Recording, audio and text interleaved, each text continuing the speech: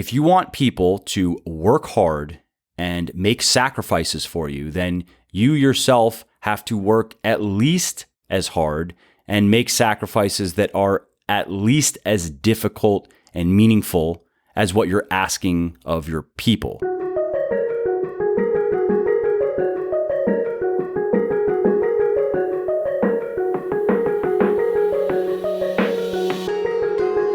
Hey, this is Mike from Muscle for Life, and I'm often asked about books. People ask me for book recommendations on various topics. They ask me what book I am currently reading and what books I have recently read and what my favorite books are and so forth. And as an avid reader, I am always happy to oblige and get some book recommendations in return as well. I also just like to encourage people to read as much as possible because I think that knowledge benefits you much like compound interest benefits your bank account, in that the more you learn, the more you know, and the more you know, the more you can do, and the more you can do, the more opportunities you have to succeed. And on the flip side, I also believe that there is little hope for people who aren't perpetual learners. I know that might sound a little bit pessimistic or cynical to you, but let's face it, life is overwhelmingly complex and chaotic. And if we look around, we can find plenty of evidence that it simply suffocates and devours the lazy and ignorant. So if you are a bookworm and you're on the lookout for good reads, or if you'd like to just get into the habit of reading more, then this book club is for you. The idea is very simple. Every week, I'm going to share a book that I've particularly liked, and I'm going to tell you why I liked it and give you several of my key takeaways from it. I'm also going to keep these episodes short and sweet so you can quickly decide whether or not a book is likely to be up your alley or not. Okay, so let's get to this week's book, which is Alexander the Great by Philip Freeman. Now, if you like to read biographies to find ideas, models, systems, habits, and so forth that extraordinary people have used to improve their lives and to achieve great things, then you definitely want to read this book, because Alexander the Great wasn't just one of the greatest military geniuses of all time. He was also, to quote the author here, perhaps more than any other man in history, the absolute embodiment of pure human ambition with all its good and evil consequences. In short, Alexander was a man who conquered much of the ancient world simply because he could. And for that reason, and for some others, he's one of my personal favorite characters in history. He's a guy who took about 50,000 troops and went on a truly epic journey. He marched them thousands of miles to the ends of the known world, and he led them to victory in scores of sieges, battles, and skirmishes, including many where he was outnumbered several times over. And he and his army ultimately toppled the Persian Empire, which was the reigning superpower of the time, and created what is still one of the largest kingdoms ever. You just can't help but admire somebody who dared such great deeds. Now, this is going to be a little bit of a tangent, but some people are going to be triggered, hate that word, by my horrible, violent words and whine about how Alexander was nothing but a maniacal, genocidal, mass-murdering thug, literally Hitler. And to them, I say, you're stupid. Yes, it's true. Alexander and his Macedonians killed a lot of innocent people, but writing him off as a psychopath is just too simplistic. First and foremost, he was a man of his times, and he was no better or worse than pretty much every other general in the ancient world, including celebrated figures like Hannibal and Caesar. And furthermore, as Freeman explains in the end of this book, you can make a compelling argument that Alexander's escapades actually laid the foundation of Western culture. Specifically, in later years, the Romans were so fascinated with Alexander's exploits that they developed an intense interest in Hellenic philosophy and literature and disseminated it far and wide, from the sands of Syria to the shores of Britain. And then there's the fact that the New Testament and most of the other popular early Christian literature was written in Greek, which was almost universally spoken at that time as a result of Alexander's conquests. That fact enabled Christianity to go viral in a way that simply couldn't have happened were it to have been written in Jesus' native language, which was Aramaic. It's very possible, Freeman says, that without Alexander, Christianity would have remained a local phenomenon and we would be living in a very different world today. Anyway, coming back on track here, regardless of how you feel about Alexander and what he did, I promise that you can benefit from learning about his life.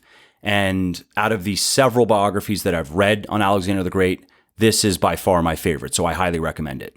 Okay, to my takeaways, and I only have 3 this time because a lot of the material in the book is just more examples of what I'm going to be covering in these 3 takeaways, so I didn't feel it necessary to get redundant. The first one, quote, "Toward the end of the march, when officers and men alike had all but given up hope of escaping the desert alive, some scouts found a small spring with only enough water to fill a single helmet.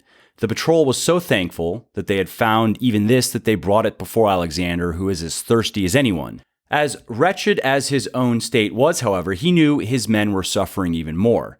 Therefore, just as he had done in the desert crossing in Bactria 4 years earlier, Alexander refused to drink when his army could not. He took the helmet of precious water and poured it on the ground in full view of his army.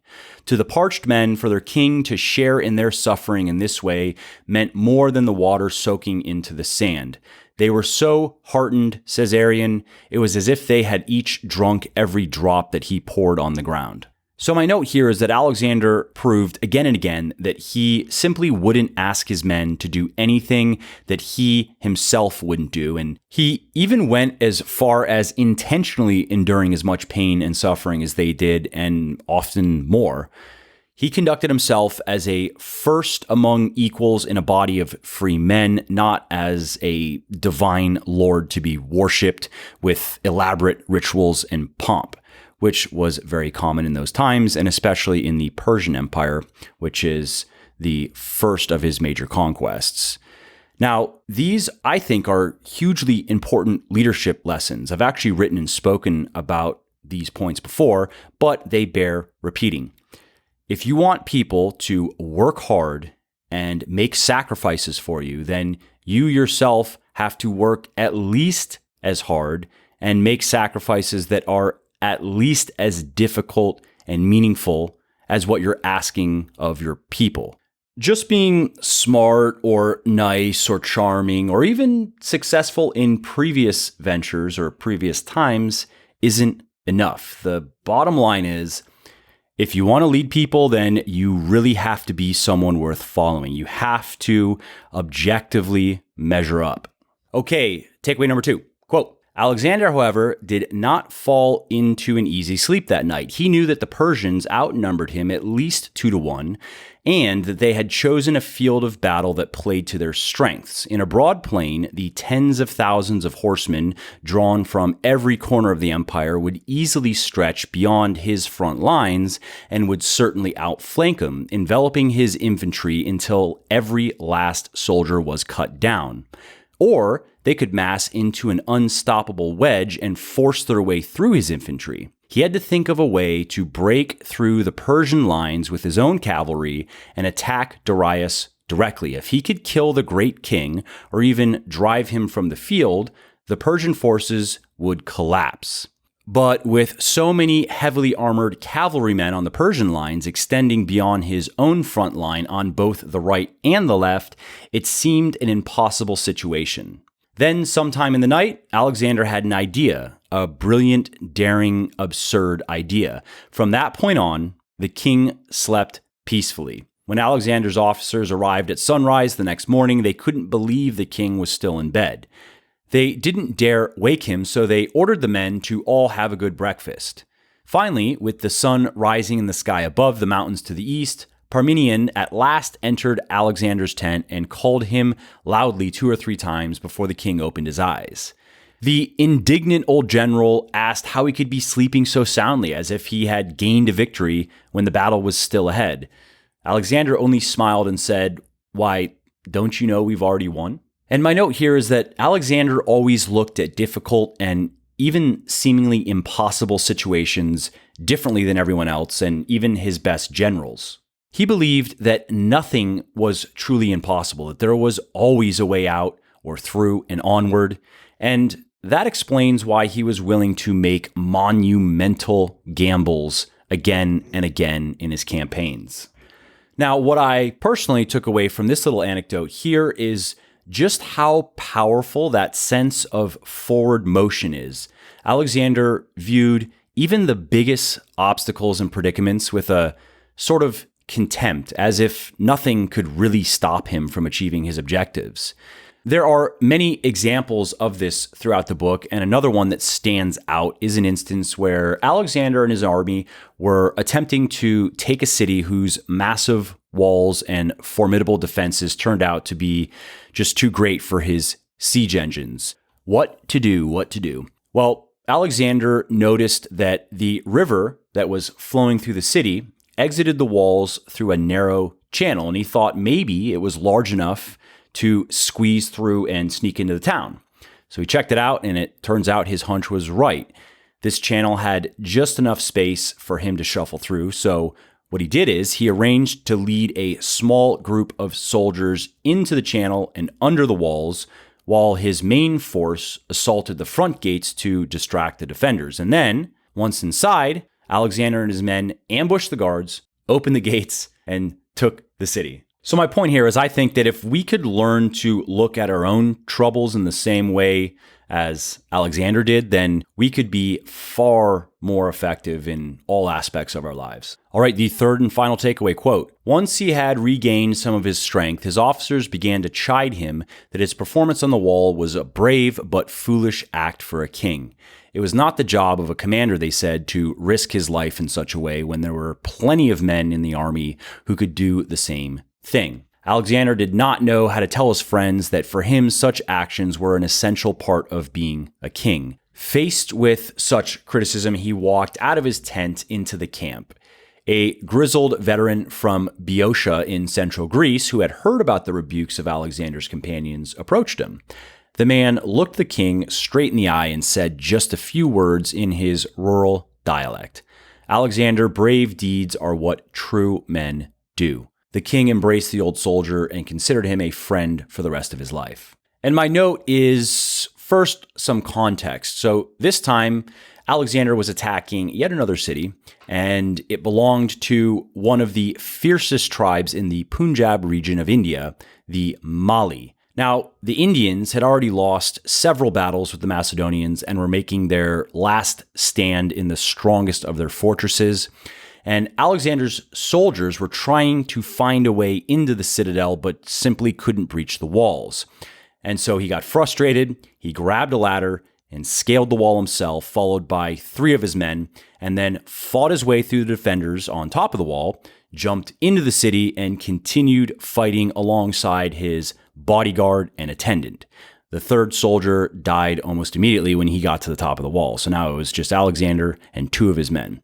Now, meanwhile, Alexander's army was going absolutely apeshit. They were going berserk, frantically trying to gain entry to the stronghold before they lose their king. And then back inside, Alexander's fighting. He gets struck by an arrow in the chest. He continues to defend himself until he just collapses from blood loss, and now has just 1 soldier and 1 attendant to protect him from the rocks and arrows that were raining down from the Malian soldiers. Finally, the Macedonians, shouldering the gates, shattered the wooden bar holding them shut and then burst through just in time to save Alexander's life. They brought a litter to transfer him to a nearby ship for treatment, and in a final display of grit and glory, Alexander ordered a horse instead, clambered onto it, and then rode through his ranks to reassure them that he wasn't going to die.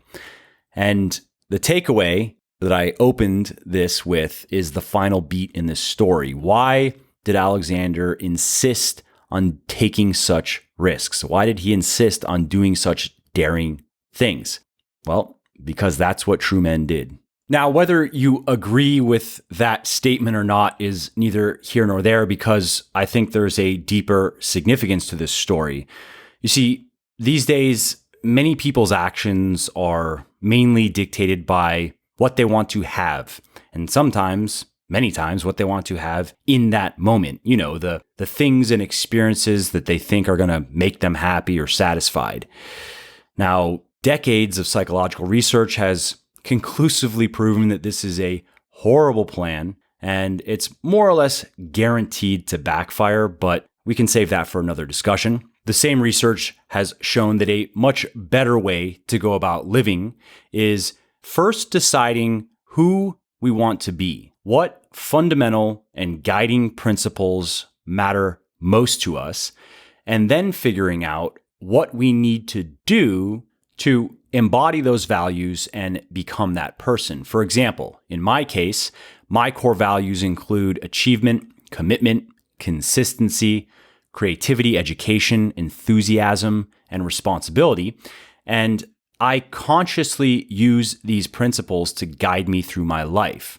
You know, I want to be able to confidently say that based on my actions, not my words or my intentions, but my actions, that I am the type of person that values those things most. And as a result of going about life that way, while I have definitely had my share of ups and downs, I've also been able to keep things on a generally upward trajectory by making a lot more good decisions than bad. And I expect things to continue improving so long as I stay true to who I want to be. If I were to abandon those principles, though, and start living for the types of things that many people fantasize about, money, fame, physical pleasure, and the like, then I would become the type of person that I really have no respect for, which would most certainly lead to my downfall. I keep this in mind when I'm tempted to go astray, and it has really helped me maintain a pretty even keel. Hey there, it's Mike again. I hope you enjoyed this episode and found it interesting and helpful. And if you did and don't mind doing me a favor, then please do give this video a like and leave a comment down below. Not only do I like to hear from everybody and I jump in and reply to as many comments as I can, it also helps other people find their way to the show and learn how to build their best bodies ever too. And of course, if you want to be notified when the next episode goes live, then just subscribe to my channel and you won't miss out on any of the new content. Lastly, if you didn't like something about the show, then definitely shoot me an email at mike@muscleflife.com and share your thoughts on how you think it could be better. I read everything myself, and I'm always looking for constructive feedback, so please do reach out. Thanks again for listening to the episode, and I hope to hear from you soon. And lastly, this episode is brought to you by me. Seriously though, I'm not big on promoting stuff that I don't personally use and believe in, so instead I'm going to just quickly tell you about something of mine. Specifically my 100% natural vegan protein powder, Thrive.